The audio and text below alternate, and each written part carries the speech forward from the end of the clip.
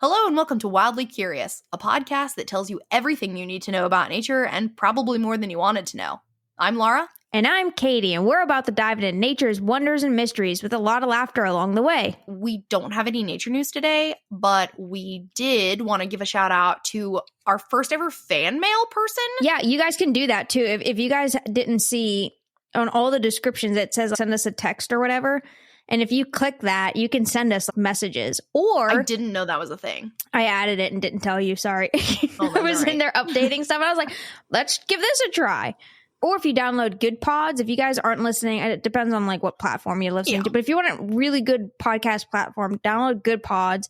And you can actually comment in there as you're listening. And it's time-stamped and everything now. Good Pods just did a ton of updates. It's amazing if you don't have Good Pods. If you're looking for a really good, it's more like an interactive experience. It's awesome. So now we have fan mails. If you guys click on that, send us a text.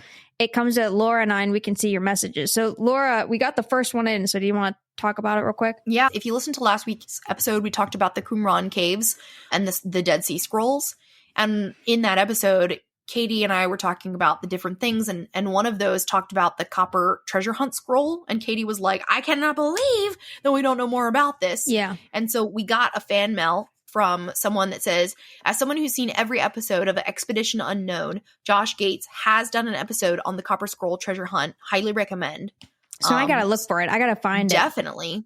So I've never even heard of Expedition Unknown, but just the title makes me sound like I should see it. What? It's a good show. That's Josh Gates' show. That's what he does. It goes all kinds of cool things, but I'm into treasure hunting. Yeah, no, it's pretty cool. And it is educational and stuff too. Like he does a lot of odd ones as well. But yes, so thanks, Rochester, Minnesota. Yeah. Was it Minnesota? Yeah. Yeah. And I was in Rochester, New York, but yeah, I'll have to go through now and figure out which episode that is so I can watch it. Because yeah, I'm curious as to what the heck. I wanted to know more. Yeah. Google didn't bring up Josh Gates episode whenever we were Googling it. Well, I always try and think of the transition here. Treasure hunting is finding things. Finding things sometimes includes sneaking, and we're going to be talking about sneaking today. In our episode called Could You Jump That? So you guys know all the other ones that we've had. The Could You Fight That? Could You Ride That? Could You Be That? Drink That? Yeah. The Drink That one was really good. Yes. What? How do you not remember that? Was it with the toes, the whiskey toes? But I thought that was just eat. Could you eat that? I think it was drink. Oh, we did both. Okay. We chose food and beverage. So was it like? I can't remember. No, I definitely remember the toe. If you guys. Oh yeah. I definitely remember. Yeah, no, I am not forgetting the toe. That was disgusting. And guess what we saw? Oh my gosh, that actually I thought about that episode just like 2 or 3 weeks ago. I went to a corn maze, and that corn maze was full of that corn fungus. Remember how I talked about that? No. Because it was food too, and there is like a corn fungus thing that is like a dish from Mexico and Central America. Oh. And I was like, ugh. Corn smut, that's what it's called. That's not the official term, but the term on the street, corn smut. Yeah. So of course, my friends and I, as we're going through this corn maze, we're just like, there is just smut everywhere. Corn smut everywhere. Yeah. We have our children here with us. Yeah. Well, could you jump that? You guys know, anytime we have one of these episodes, there's parameters that are set up. So I know one of the parameters we said we have to be barefoot. Or like we can be barefoot, because the premise of this is that Katy and I think that there are some animals that we could sneak up on and but jump. We have to decide and jump. But what does that mean? Because the more research I did, the more I was like, I think I need some handicaps here. Bare feet. Okay. Yes. Do the animals have to be conscious? I mean, not dead, obviously not dead. I was gonna say, I was like, well, I mean, not knocked unconscious. Pretty easy to sneak up on a dead animal. You know. The only thing slower than a sloth is a dead sloth. Right. Yes. So, I mean, I think it at least has to be awake. Distracted, it could be, but I think it at least has to be awake. Okay, awake. What was the other thing that I was like, okay, I might need this? Oh, does it matter if it's in the open or in a forest? Does it matter the habitat? I mean, wherever it would be, like its own habitat. I took it as it. That's good. Because I know, like the could you fight that we kind of did it in like a ring, in like the octagon. But this one is just in its natural habitat. Cool. Not like every single one is in the open. Yes.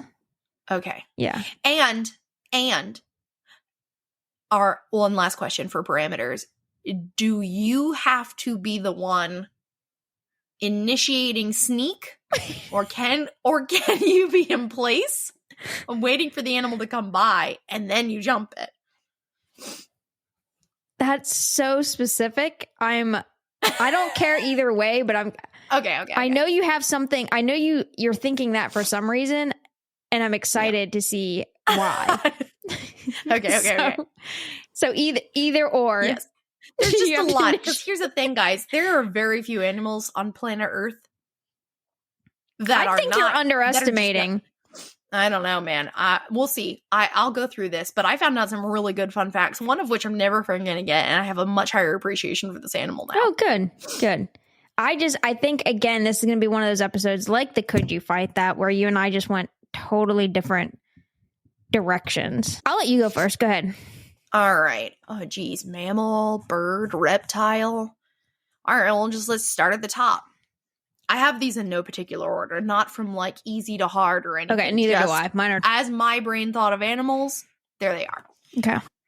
And the way I did mine was that I'm going to say the animal, give like literally a sentence of natural history, and then talk about its senses and how I think I can overcome those challenges. Okay, that's how I did it. I mean, of course, I started with the natural history too, and then I kind of went into what its strengths would be and how I would overcome it. So, same thing. It's probably pretty similar. I did vision, hearing, and smell. Okay. It's basically. Yeah. Okay. Oh, and precursor to all of this, I did us the favor of looking up what is the frequency of a human footstep. Okay. Oh, dude, I was looking at this too. Okay, go ahead. It matters. It does. No, it does. It's 10 to 40 hertz, depending on walking speed. Yes. Okay. Human hearing can pick up 20 to, is it 10,000 or 20,000? You have it. Human hearing is definitely 20 hertz. So if you do 10 hertz steps, you can't be heard. But that's our hearing range, and that's important to know for the future. Because animals are different. It's 20 hertz to 20,000 hertz. 20,000. Okay, that's what I thought. 20 to 20. All right, the first animal that I would like or to think that I could jump would be a cow. A domestic cow in particular. Okay, and there's actually a lot of research done on that. Well, thank goodness. There is actually scientific stuff collected on cow tipping and whether or not it's possible. I was just going to say, I was like, as a kid who grew up in Western Pennsylvania, like cow tipping has been debunked. It is literally impossible because of center of gravity. But that doesn't mean the sneaking up part has been. Correct. All right. So real quick, a cow, what is it? If you don't know what a cow is, then you're in real trouble if you're listening to this podcast. You're in real trouble. We can't help you. But the domestic cow is a bovine, which is the group of animals they are. And there's about 1 billion cows worldwide. So again, if you haven't seen a cow, I don't know where you've been. Antarctica. Well, yeah, I guess so. More than 1,000 breeds of cattle. Wow. Yeah. All right. So I have chosen both predators and prey. Ooh, okay. To think that I could jump. Okay. But I think that I'd be better with prey, but I actually am not so sure anymore. Interesting. Okay. Yeah. Maybe I'm just overconfident. Maybe it's just the animals I chose because I came in this flying. I'm like, I'm going to kill everything. Imagine. I also was just going to jump it. I was imagining like going Rambo on it. Just Katy pulls out her knife. Slit. You're like, jeez. No, I wasn't. I didn't go that far. I stopped it. Okay. I stopped it once I jumped it. Okay. Okay. Once I jumped it, I stopped. Okay. So a cow's vision, because they're a prey animal, they have an extremely wide field of view. But all of these animals that have eyes on the side, that run and hide, same thing I tell all the kids at the programs I do, they have a blind spot behind them. All right. Just because your eyes on the side of your head, it gives you crazy peripheral vision, but your butt still in your way. Yep. So a cow's field of vision is 300 to 330 degrees. So I have a 30 to 60 degree window to work in. Laura's in the field breaking out a protractor. As long as I stay, I just turn sideways and like sidle. All right, guys, here we go. Here we go. So they're red and green colorblind, which doesn't actually do much, but it's not like they can actually see red. Like the whole bull seeing red thing is baloney. Cows do have very limited depth perception and contrast. They can't tell the difference between a shadow and a hole.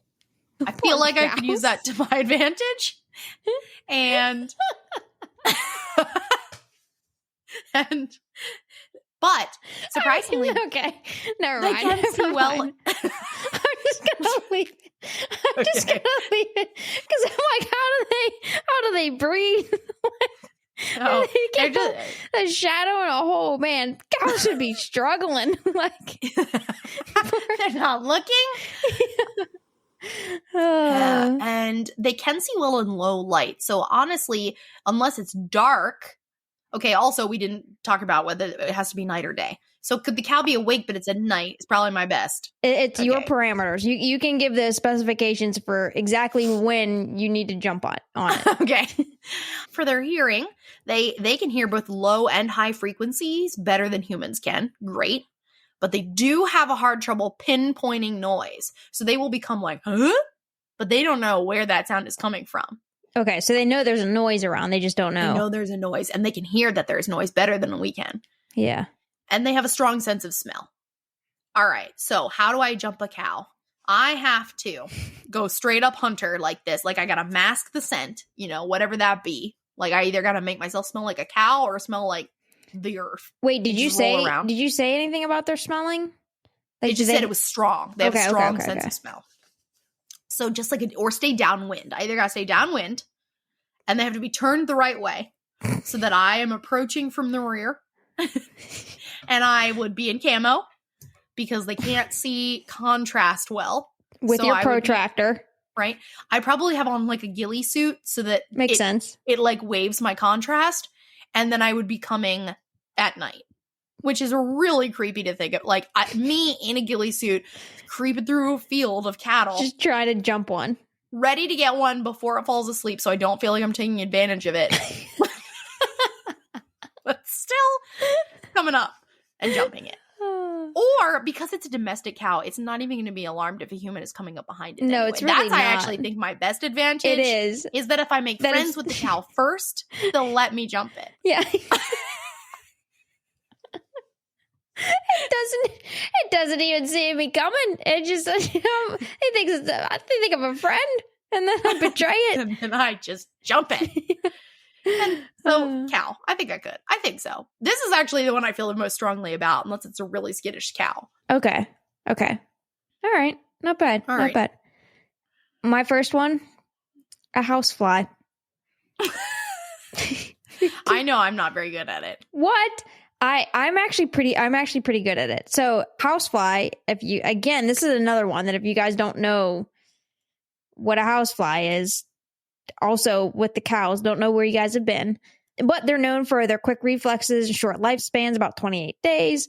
Houseflies are found pretty much everywhere humans live, making them one of the most successful insects on the planet. Despite their very annoying habits, they serve a purpose in nature, which is helping break down decaying matter. They have an incredible ability to sense danger due to their compound eyes, which give them an almost 360-degree vision. And their extremely fast reaction times, which is around 20 milliseconds, which is pretty dang fast. Say, their little brains are processing like... Yep. On average, houseflies fly about 5 miles per hour, but it can go as fast as 15 miles per hour, quote unquote, when threatened. Which is what I found, which I'm like, when are they not threatened? Because I feel like houseflies are always threatened. But anyway, so could I jump a housefly? One, yes. I do think you could grab one. I think you could. I know I could. So here's a little bit of facts about it. All right. Apparently, which I didn't know this, but I've seen this going around the internet recently, that they can only see certain colors. White, red, and yellow are said to be colors that they can't see. Oh. And so they can see, let's say if you have a fly swatter that's red, they can't, I don't know if it's like they can see something, but they can't perceive the color. You know what I mean? Right. It's not that it's invisible, so they don't know what color it is. Yeah. And so they can't, because they can't see that color, it almost like messes with their reaction time. You know what I mean? They don't know what's coming. So 1, dress in all white. They do have to slow down when they land. I will say I am pretty good with sneaking up on houseflies, but surprisingly, I wouldn't have to be barefoot into this one because it wouldn't matter, because you can walk around in shoes. The hearing and stuff, that doesn't really matter, because flies definitely react off of their eyesight more than anything. And let's not forget that they always take off vertically. So if you know, so it's vertically and they zigzag when they fly. All right. So if you understand like a housefly's, I don't know, their reaction time and their speed doesn't necessarily matter as much as like their flight patterns. So you know every time say again? Like where they're going. Yeah. Yeah. So if you know how they fly, which is straight up. So if they're landing down, they're going to go straight up, because they can't they're not like an airplane. You know what I mean? They're not going to run and then take off. Like they just go. Cute though. Yeah, actually, it would be kind of cute. They just go straight up. All right. So if you know that they're going to go straight up and they're going to go up and then they can zigzag, I know, because I frequently kill flies, that at least for a housefly, I can definitely have Olympic level reflexes and kill a housefly. Again, I don't kill everything that I jump, but this one, you can't really jump a fly without killing it. And I have faith that you could jump a housefly as long as you move faster. They just have to become complacent. You have to jump a complacent housefly. They just have to feel safe. Yeah, right. You're just moving all the time. As long as you constantly are moving, you're like, I don't know what's going to happen. Wham! So that's the smallest one. All right, that I have. My next one is the turkey. Oh, very nice. Very nice. So this is one where I was thinking about the sit and wait approach versus the active sneaking. Because I was reading, I've never hunted. But from reading online, most of my information came from hunting websites, because they're talking about what you have to overcome in order to kill a turkey. And again, I don't need to kill it. I just wanted to jump it. But for those of you not from America, I mean, there are turkeys all over the world at this point, domestic, but wild turkeys are a big game bird native to North America. It's like a giant chicken. So turkey vision. Really freaking good, but slightly more of a blind spot than a cow, because if you think of a turkey, their eyes are on the side of their head, but they got this fleshy bit sticking off of their head. Anyone who hasn't seen a turkey, that's going to sound really weird, but if you Google it, I promise you'll understand. Fleshy bits. Now I know what Laura's talking about. Yeah. So they have 270 degree vision. Okay.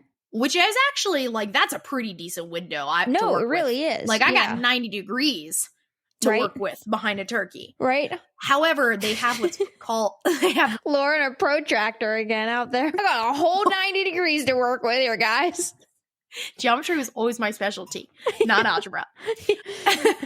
But they have what's called periscopic vision, because their little head is literally a periscope. Yeah. So with the flick of a head, they've got 360 degree vision. In that 270 degrees, though, they can see more than 3 times 20/20 vision. What? So, yeah. That's some crisp eyesight. Crisp. That's such a great word for it. Crisp. And they can see 8 times farther than a human. What? I mean, they practically have eagle eyes. You know? They're like you never would have thought such a dumb looking bird would be so visually acute. But I also like that now every time I see a turkey, I'm going to have that audio in my head. Like its gears are winding. As it's periscope up. All right. They do have poor night vision, though, because they're daytime birds. Fair. And any animal that does have the eyes on the side of their head, they have monocular vision. So some of these animals have some overlap in the front. Even a cow has some binocular vision. That gives you depth perception. Humans have major binocular vision, whereas eyes on the side, mostly monocular. Turkeys can see in color and UV. Which also complicates things. And they have an extremely fast reaction time. I was reading in a magazine that if you're going to go hunt turkeys, you have to be careful of the detergent you wash your clothes in. because if it's extra white stuff, then it will show up fluorescent UV to the turkey. Got to be careful in what I wear. Hearing, average, but maybe slightly better than a human. They can smell, but it's very minimal. Turkeys are all eyesight with some hearing, but nothing crazy. They've done so much on this hunting wise that they know that a turkey has what's called a comfort zone. The comfort zone is 20 to 30 yards around a turkey. That makes sense, though. Yeah, that's their bubble. That's like the average introvert's comfort zone, too, I feel like. As long as you 20 to 30 yards. Just 20 to 30 yards out. 40 to 60 feet. Yeah. They're primed because they can see so far away, and they're trying to catch incoming danger. Yeah. They catch it on the periphery. Okay? If you're actually within the comfort zone, you are less likely to be noticed than if you are outside the comfort zone. Interesting. Because they're not paying attention to what's next to them. They're looking out for danger. So as long as I'm already there, this is a matter of it's a sit and wait approach. I have to sit and I have to wait for the turkey. And once I'm in its comfort zone, I just got to go for it. I immediately I got to go to the trees and like Mission Impossible down on this turkey. Yes. There are some animals where that is definitely a good tactic. Like, boop, and get down. Yeah, just dive from above. Turkeys are a lot of the times in forests. So I definitely think that you could be in a tree and just jump onto it. Although it would certainly flatten it. It's poor little bird bone just yeah, but it would, and if you didn't, it would wreck you because they've got some serious claws and beaks. They do. They would fight you, man. Yeah, I think I could jump a turkey with enough patience. Okay. Well, again, as we always do, we're on par for animal similarities here. Please. This is a chicken? A deer. Okay. So the same sort of principles here. So a deer, white-tailed deer. However, I would have to say a young or just like a not too alert deer, because they are pretty quick and they are pretty. I mean, that's the whole point of people hunting them here in the U.S. here. So white-tailed deer, for those you don't know, is the most widespread species in North America. They're well adapted to grazing on plants, acorns, fruit, often remaining motionless while they feed to avoid predators. Their excellent sense of smell and hearing make them cautious, but young deer, or those distracted while like grazing or eating, can sometimes be a bit oblivious. They're fast runners, reaching up to 30 miles an hour when startled. But again, if they're calmly grazing, they're a little bit more vulnerable. So this one, I found myself on a lot of hunting forums for this one. Because again, this is what people do all the time. And stalking deer is a thing, like that you get really close. Yes. Which is just so over the top. So downwind for sure, because you don't want to trigger the flight response. The trick is staying as quiet as possible. So one technique, all right, that I found is that a lot of hunters, if they're doing the stalking side of it, they use what's called the squirrel shuffle. Oh, dude, this is like have you seen the Dune movies? Anyway, keep going and I will chime in. So the squirrel shuffles. These hunters, they basically mimic a squirrel. They do quick little shuffles, but they even go as far as taking a twig or a stick and like rustling it up a tree and then rustling it down. Yeah. Some more shuffles, doing it to another tree coming up. And that apparently works because deer are so used to hearing squirrels in the forest that they're just like, oh, that's normal. They're just me when I'm in the house alone and I'm like, oh, it's just the cat. Yeah, no, exactly. So a lot of people actually use this technique. So while you're saying like deer, yeah, they are super sensitive for smell and not so much like, eyesight, but not so much that. It's more so their sense of smell and their sense of hearing.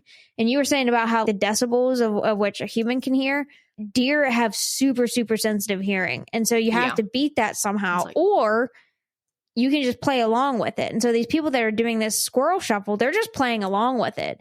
Yes. And so that's the direction I would go because I know I can't be quiet. I mean, what it reminds me of with the Dune thing. So if anybody is familiar with the Dune, like the movies or the books, the sandworms, when you walk across the desert, you have to walk as the sand shuffles. So you're doing this weird like thing with your feet so that they think you're just the sand. Yes. Same thing. Yeah, it's the same thing.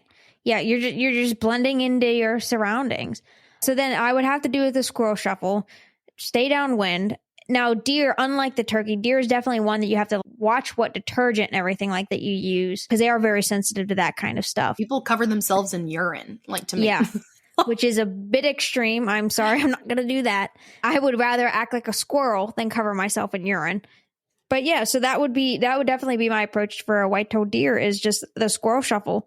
Cool. My next one is a sheep. I think I could jump a sheep.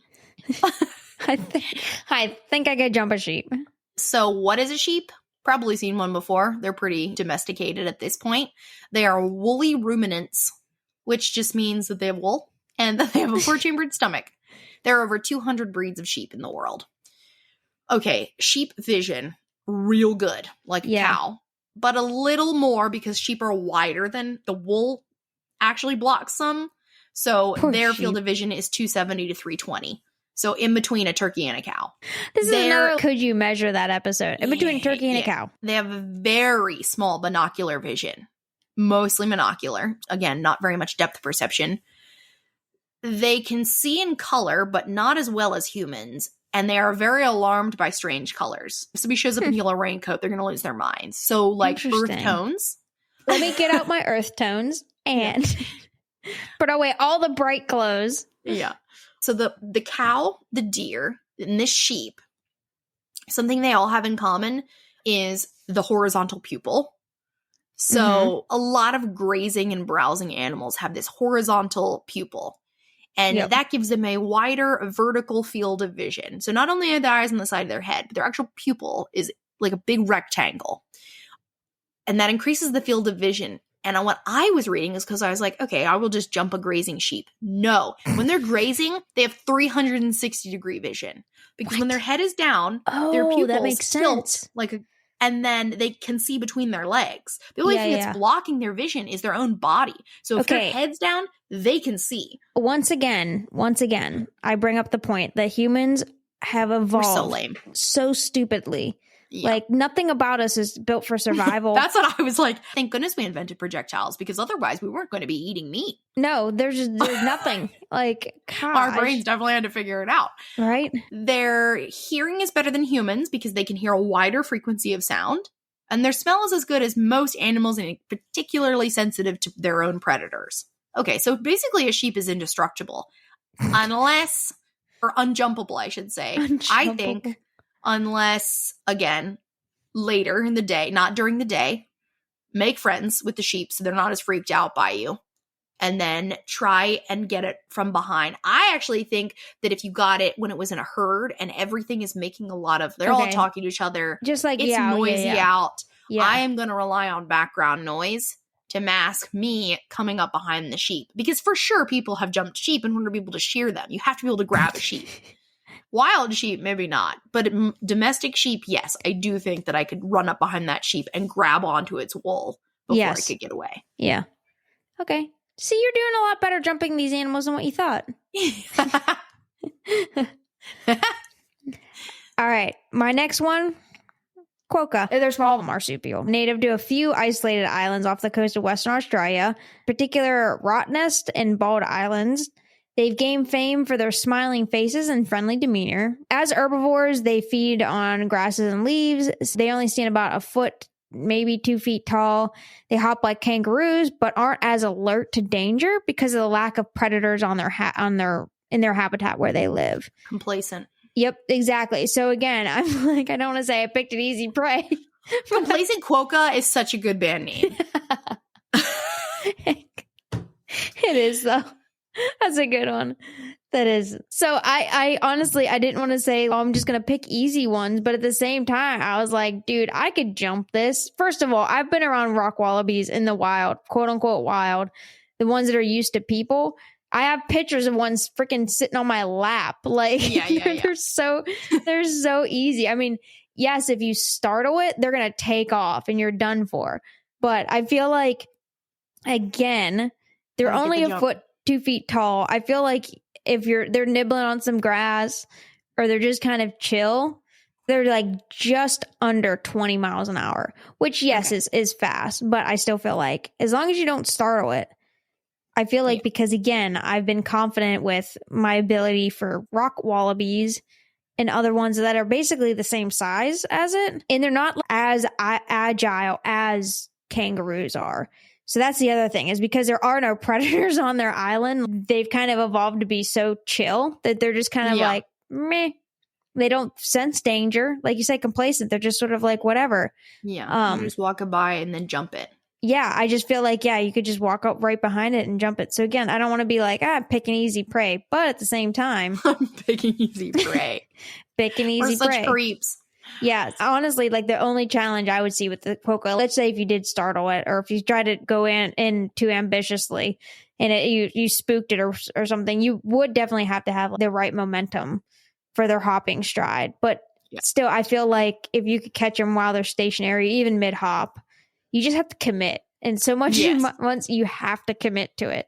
And that's with catching any animal. I mean, Laura and I have both been within zoos and stuff so long. Like, you can't hesitate. Like, if you're going to grab something, you got to grab it.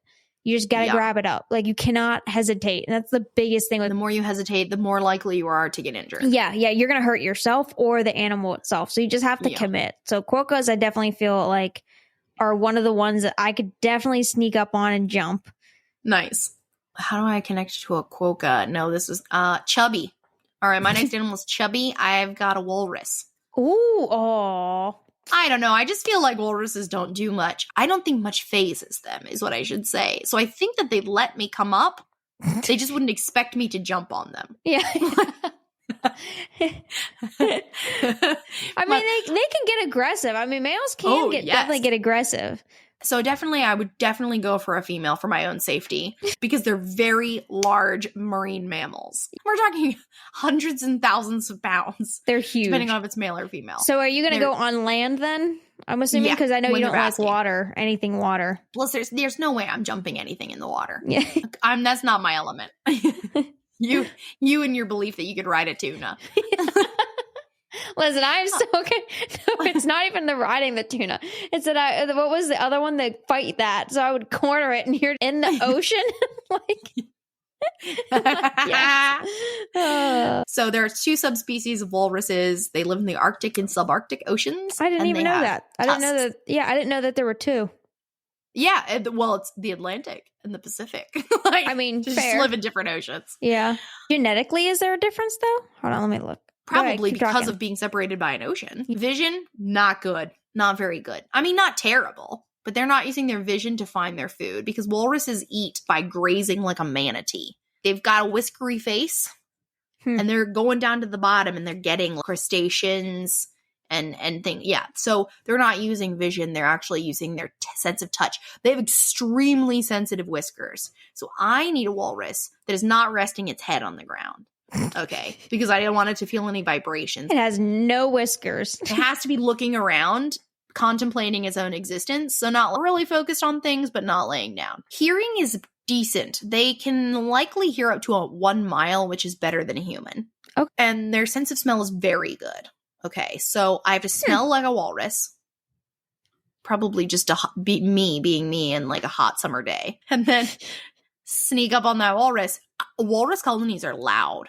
Like they talk a lot. Okay. So I'm not actually worried about them hearing me, because I don't think that they will. I think that they're just going to be hearing each other. So I'm just going to pick my way through that walrus colony to find a female that's not looking at me. And I'm confident that I can jump onto her. But also, I think once you start coming, though, they might start. There's got to be like an alarm call. That's true. You know what I mean? I guess I have to go for the one at the outskirts. I don't know. Come up behind a rock and like use rocks to my advantage for sure. Yeah. Or ice floes or whatever we're on. Yep. It definitely says that they have special alarm calls. Yeah. So I've got to sneak up or be a walrus. Like, I wonder if I acted like a walrus. It's like the Ace Ventura in a rhino situation. Yeah. Could I act like a walrus? It's just me in a giant snowsuit flopping around. Would they allow me into their colony? Yeah. So walrus, yeah, I'm pretty confident. Okay. All right. Well, again, perfect transition, because you already said mine, manatee. I could totally jump a manatee. So for those of you who don't know, manatees, dugongs, very, very, very similar. They're called sea cows. Large marine mammals found in shallow waters along Florida's coast, rivers, and springs, Weighing up to 1,200 pounds and reaching lengths of 12 to 13 feet, manatees are herbivores and spend most of their time leisurely, and when I say leisurely, grazing on seagrass. They are slow-moving and gentle, often floating near the water surface, and they have very few natural predators, minus humans' boats. I feel like they're just, this is, I mean, like, I'm fully confident. You could literally just be on a boat and jump onto it like a pool floaty. 100%. Before it became illegal, because now they're protected and you can't do it. Whenever I was in high school, I did the swimming with the manatees thing.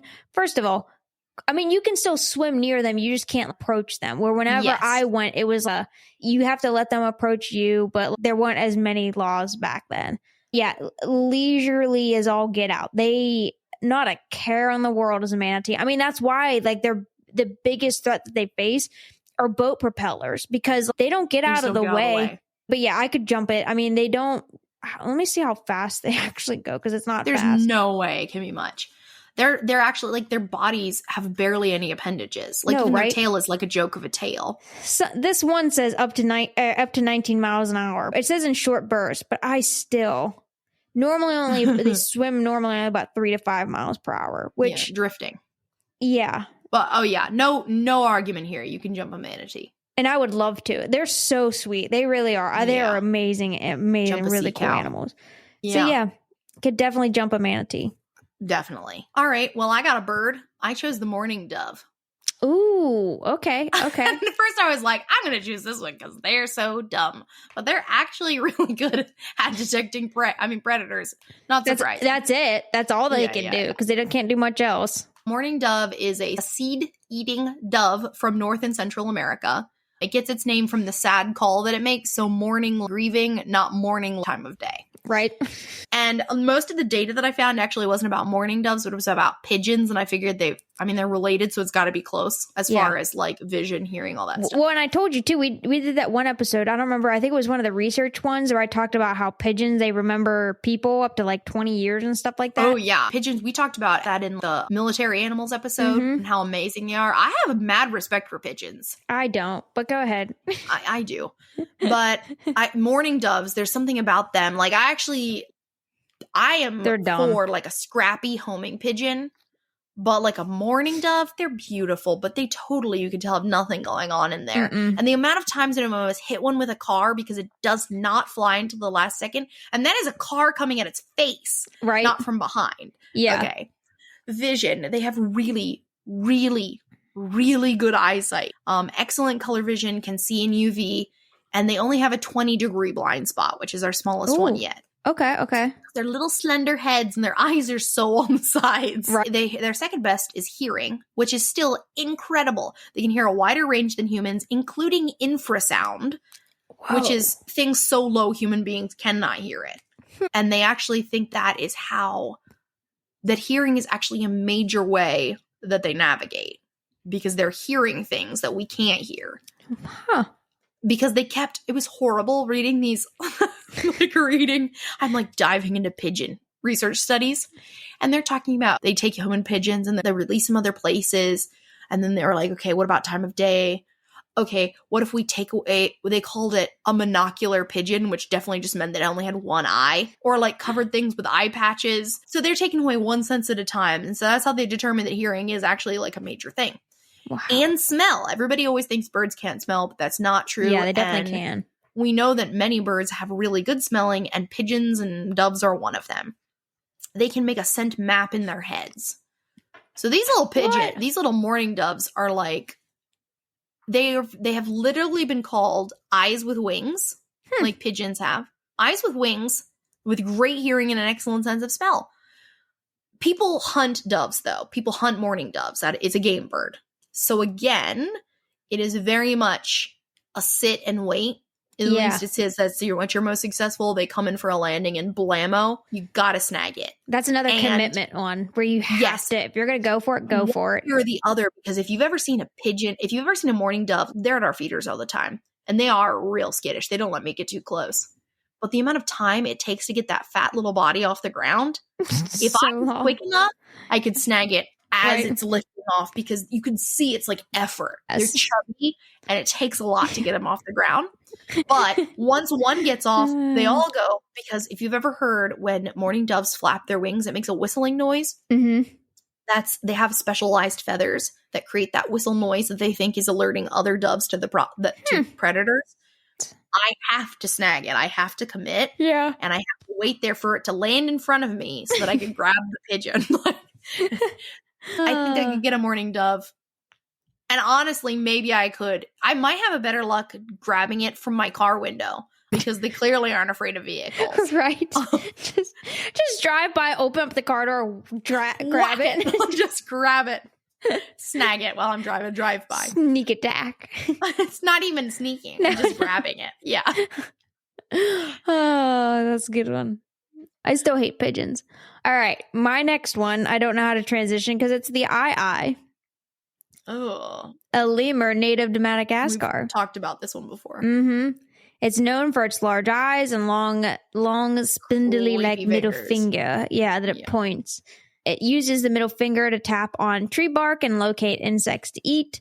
They definitely do eerie. Eyes are absolutely harmless. They've caught a bad rap because of the bad omens around them and everything like that. Yeah, which you can catch in one of our episodes about. It was a Halloweeny episode, right? Yeah. Something about spooky animals or... They are fairly-ish small. Their bodies are only about 14 to 17 inches or 36 to 43 centimeters, plus the tail then, which is like a couple feet long. They are mostly all tail. Again, they're a lemur. They are pretty agile climbers. They can hop from branch to branch. However, their top speed is literally only a couple miles per hour. So they're not very fast. Considering like the other lemurs that go and can be like incredibly fast. Booking it. Yeah. Yeah. These ones, not so much. Everything that I was seeing as far as speed wise, it says traveling up to 2.5 miles per hour. So that's like their top speed is up to 2. Again, here Katy is just jumping us nocturnal sloth. Just... Listen.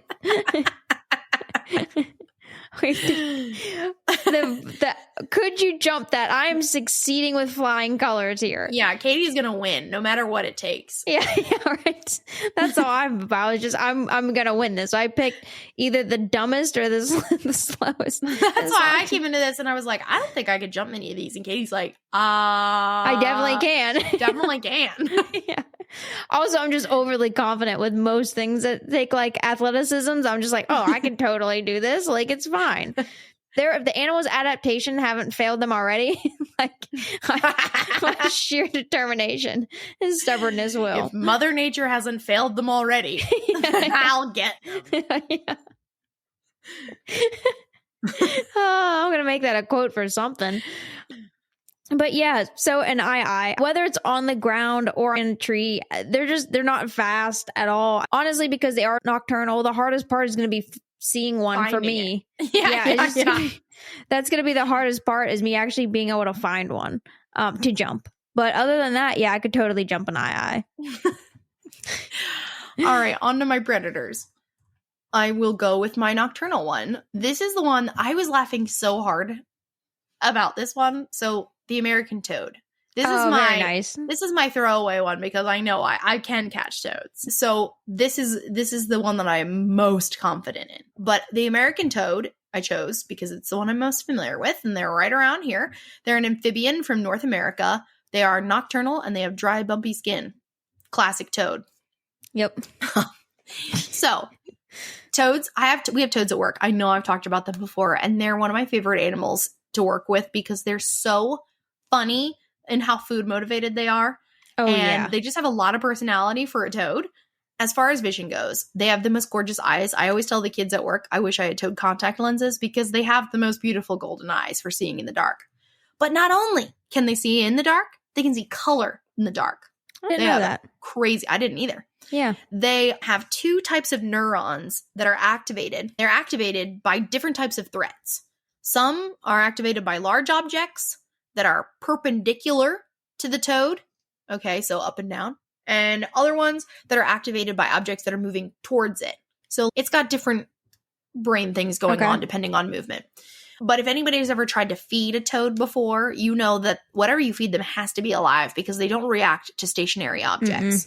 Not at all, yeah. They have to be moving. And you can't really fake it either with a toad. You know what I mean? Like, they just don't. I try and wave around a dead cricket, but usually they just don't go for it. Yeah. The higher the contrast, the more response that the toad has to something. So if you are the same color as the background, they might react, but it's not going to be nearly as drastically as if you're a white object in front of a black background. They have more binocular vision in front than a frog does. So they're definitely more hunting in front, whereas a frog is more hunting aerially. So their eyes are actually skewed up, whereas a toad is skewed forward. So when a toad is hunting, it's constantly orienting its body to get it in full binocular vision, even though its eyes are still very much on the side of its head. My favorite thing to read, though, was that toads react to rectangular objects moving across their field of vision as worm-like, and objects that move up and down across their vision as anti-worm-like. So in my head, toads are definitely just like worm, anti-worm. Not a worm. Yeah. Worm, not a worm. Like, and working with those girls, 1,000%. Yeah. Food, not food. That's all that matters. Their hearing is much more limited than humans. They can only hear in the lower range. Their trill is high, but we're hearing way louder. They just don't have the same mechanisms for hearing. Yeah. Although they are called eared toads, which is a term that I had no idea, because earless toads don't have that tympanum. Yeah. These do. And then they do have a sense of smell, but nobody knows how good it is. All right. And with their hearing, it also said that they can tune out anything they think is irrelevant. So, man, bless those toads. All they're thinking is worm, not worm. And everything else is just background noise. Right. Like, they're just nothing oblivious. matters. Yeah. So, I really think I could jump a toad. Size regardless. Of course I can, because I'm much bigger and faster than a toad. They can't hop that fast. No. I just caught a toad the other night. But for sure, I can get pretty close to a toad even. Yeah. Because they're just not paying attention if I don't act like a worm. Right. Anti-worm, if you will. Anti-worm. Yeah. That's awesome. Alrighty. My next one, tree kangaroo. Another marsupial, because I love my marsupials. And my Australian species. They live in a rainforest of Papua New Guinea and northern Australia. Unlike their ground-dwelling relatives, tree kangaroos are excellent climbers, using their strong limbs to navigate the canopy. On ground, they're a lot slower and a lot more awkward in their movements. Body-wise, they're about 2 to 3 feet tall, and they hop around like regular kangaroos, but are much more home in the trees. So, how would I jump it? 1, get it while it's on the ground. And 2, if it was in the trees, it would have to be more of like how your approach was earlier about the sit and wait. Yeah. So on the ground, their top speed is not quite 3 miles per hour. So again, I just picked the slowest animals. But in the trees, but you're gonna win. Yeah, I'm gonna win. But in the trees, though, they can go as fast as 25 miles per hour in short bursts. Crap. Yeah, that's a big difference. A lot of it has to do with their tail. So their tail, just like a kangaroo on the ground, acts as a counterweight. It's just because they're in arboreal and they're in the trees. They can get pretty fast in the trees. Just on the ground, they're incredibly slow. And so I would have to in the trees, like what Laura, you were talking about before, it's more of a sit and wait situation. In the trees, for me, it would definitely be more of a sit and wait situation. But because I want to win, I would just wait for it to go to the ground. Go on the ground. Yeah. And then just jump it when it's all but 3 miles per hour at its top ground speed. So, and it's another one of those ones like the quokka. They're just like really stinking cute. I just feel like anything in the kangaroo family that you got the jump on would be so insulting. No. I would love it, though. Again, I jump things. I'm a jumper, and I have been jumped. Yeah. Again, though, my dream is to just own a bunch of land and own a bunch of kangaroos so I can be a mob boss. And I have actually seen a kangaroo male jump a full-grown man from behind and beat the crap out of it. It was so much like human jumping another human because the kangaroo just started punching him in the head. Yeah. Behind him, it snuck up. jumped him from behind and started punching him in the head. Yeah. I love kangaroos, but man, they are brutal, especially like the bigger ones. But I mean, tree kangaroo is small. They're slow. Yeah, no, this was a red kangaroo. Yeah. Yeah. They were like the same size. Red and gray. Like a full-grown man and a full-grown kangaroo. Yeah. They hated each other. Yeah. Dang. So tree kangaroo. Cool. All right. This is your last one, right? Last one. My last, and it's a predator. Okay. I thought about this a lot, but I do believe that I could jump an alligator. Oh, yeah. No, I could. Yeah. An alligator is an American crocodilian with a wide snout, mostly aquatic and carnivorous. The eyes on everything but us is just amazing. Right? Yeah. Alligator and crocodile eyes are on the sides of their head, although they're a predator. So normally you think about predators' eyes as being in the front, but crocodiles are not like that. They're ambush predators and they are scanning the shoreline. Yes. Not looking in front of themselves for food. They're really looking at a 45-degree angle. They can see in the dark. They can see in color. They can't focus underwater, but they can see light because they have a third eyelid that they can see through, so they can at least see movement underwater. Their vision is less precise than ours by about 6 to 7 times, so things are not as clear. Yeah. Interesting. But they have the perfect eyesight for what they do, and more research has been done about this, and different crocodilians have different color vision depending on if they spend more time on the land or the water, or if they live in saltwater or freshwater. Cool. But their eyes are up and down like a cat, so you would think that would not help them to have a wide field of vision for seeing the horizontal shoreline. Not true. The vertical pupil is just helping with light so that they don't get overwhelmed by sunlight when they're basking. But they're nocturnal, so they usually have that big round pupil. We just don't see it. Yeah. But what helps them to have even though their eye is narrow, they have a very wide field of vision. They actually haven't found another animal like this. There's a whole bunch of research articles on this. That you have something in your eye that's a focal point, okay? And it helps you see a pinpoint. It helps you to be able to read, essentially. It helps a human to be able to read. It pinpoints your focus on something. All animals have this kind of focal point, but normally it's a small cluster, and ours is round, like our pupil.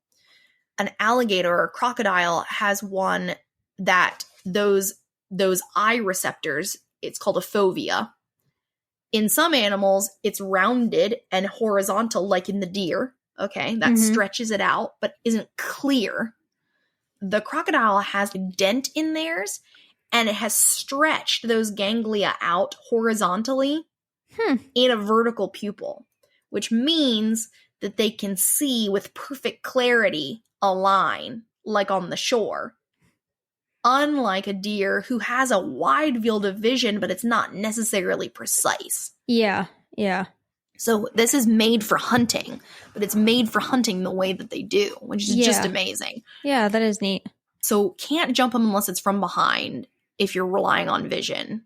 Their hearing does, of course, because they're a reptile, is less than a human, but they can hear in and out of the water, and they can adjust their hearing levels by tightening and loosening a muscle inside to hear better in the water and then hear differently on the land. They have a great sense of smell. And they have one of the best senses of touch in the animal kingdom because of their chemical and electric receptors. So no jumping a crocodile or alligator in the water. No, there's no way. It has to be on land. Yeah. Has to be on land. Has to be basking. Coming from behind. I think I could do it. Because especially if it's a big one.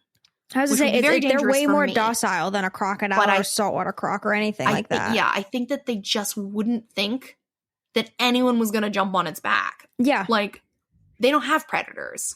I just think the larger the alligator, the more I'd be like, whatevs. Yeah. And but I mean, people in zoos, for medical and stuff like that, like they jump on. I had to help catch up alligators before. I didn't do the catching. I just did the wrapping and the carrying. Yeah. But I mean, I've seen it. Yeah. Them get jumped. So, again, it's commitment. Yes. All about it's commitment. But they are amazing hunters. Alrighty. Well, my last one, not to be outdone with all my other easy ones, but a panda. So the giant panda, native to China, of course, primarily eats bamboo, spends about 12 hours a day grazing. If you haven't listened to our episode about why you shouldn't be alive, panda definitely made an appearance because, again, They are a conservation hog. All animals have their places. However, pandas are definitely one that it's Mother Nature just didn't love. Yeah, and it just sucks up conservation funding out the wazoo. So first off, pandas are fairly slow. They can get upwards of 20 miles per hour, but they generally don't. Because they don't have enough energy because all they eat is bamboo. Yeah, and only a few different species of bamboo, and their digestive system really isn't made right for bamboo. Yeah, they have to eat all day to survive. Yeah, right? Eat and sleep. Yeah. I would say the biggest challenge with jumping a panda is it's basically like a fluffy boulder, so it's their girth is like the biggest issue. Like, I just imagine you jumping on it with all arms and legs spread. Yeah, right. Yeah. But they're not big, but they're big enough, 150 to 300 pounds ish, and they're a few feet tall or so, but they're girthy. And so that would be the hardest thing, is to grab it, other than it's just chunky body. So how I would jump it, pretty much night or day, anytime. Like, it's not gonna night be or day. Yeah, night or day, I could jump a panda. Sitting up, laying down, while it's eating, while it's not eating. I feel like while it's eating would definitely be easier because they're distracted. Yeah. And crunching. It would be very loud crunching. They're very loud. But they're not exactly intelligent. They don't really have any natural predators where they are. They're just not. I mean, they're funny. They're great to have around to laugh at, but that's about it. So yeah, I don't want to say, it's a giveaway, but I could definitely take a panda. And make sure you guys go back and listen to the How Are You Still Alive episode, because yes, we go into more about pandas in that one. So I didn't want to rehash all of that out, but it doesn't blend in to its surroundings. There's nothing about it that's really meant to adapt to anything. It should be extinct. I could definitely jump a panda. I think you're probably right. So yeah, I think there's some things that we can sneak up on. Let us know if you guys think okay, for sure. There's definitely some things. Let us know if you disagree with any of what we've said. I win. No. Oh yeah. All right, guys. Well, make sure you check us out on Patreon at Be Wildly Curious. If you search that, you'll find us. You'll see all the unedited video that Laura and I do, and some other behind the scenes pictures and all kinds of other fun stuff that we've been posting on there. So go support us. It helps Laura and I to continue to do this and be able to bring you more of Katy's throwaway fight content. But you can see all the videos. So yeah, it definitely helps us out. So if you guys could go run over to Patreon and give us some support, that would be huge for us. Thanks, everybody. We're next week's cave stuff. More caves. More caves. Stuff. Yeah, which we have more. Let's see. Oh, it's me for next week then.